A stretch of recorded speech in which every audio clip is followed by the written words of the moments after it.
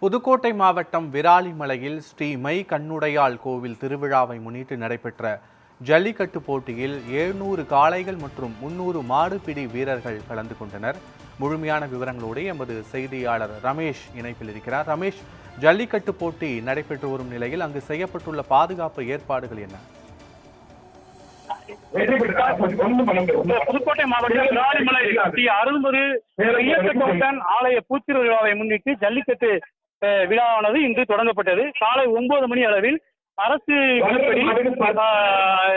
விழா குழுவினர்களுக்கு டாக்டர்கள் பரிசோதனை செய்து மாடுபிடி வீரர்களை அவர்களுக்கு உடல்நிலை செய்து பரிசெய்து அவர்களுக்கு தகுதியான எடை அளவும் இருக்கிறார் என்று பரிசீலிக்கப்பட்டு மாட்டையும் கால்நடை பராமரிப்பு துறையினர் சரியானபடி மாடுகளுக்கு வேறு எதுவும் போதைப் பொருட்கள் வழங்கியிருக்கிறார்களா என்று ஆராய்ந்து சரியாக 9 மணி அளவில் இழுப்பூர் வருவாய் கோட்டாட்சியார் கோவில் கீர் அவர்கள் கொடியசைத்து உறுதிமொழி ஏற்று ஜல்லிக்கட்டை தொடக்கி வைத்தனர்.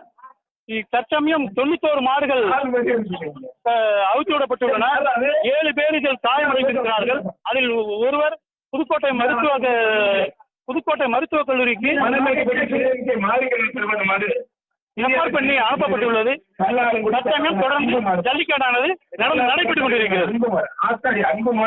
காட்சிகளோடு முழுமையான விவரங்களுக்கு நன்றி ரமேஷ். காலை மணிவேல் மலரன் மட்டும் மரப்பா அழகு சூப்பர் காலை ஸ்ரீரங்கம் சட்டமன்ற உறுப்பினர் அண்ணன் பழனி ஆண்டி காலை பிடிச்சுப்பார் தொட்டுப்பார். புகழ்பெற்ற ஸ்ரீரங்கம் சட்டமன்ற முன்னாள் உறுப்பினர் அண்ணன் பழனி ஆண்டி காலப்பா ஒருத்தர் மட்டும் பிடி. கோவில் மாடு ஒருத்தர் மட்டும் பிடிங்க. நல்ல காலை நல்ல விரிசி பட்ட மரத்தான் கோவில் காலை சின்னவர் மாடு நல்ல முயற்சி பண்ணுது. அந்த மாடு நல்ல பிரச்சனை ஆச்சு.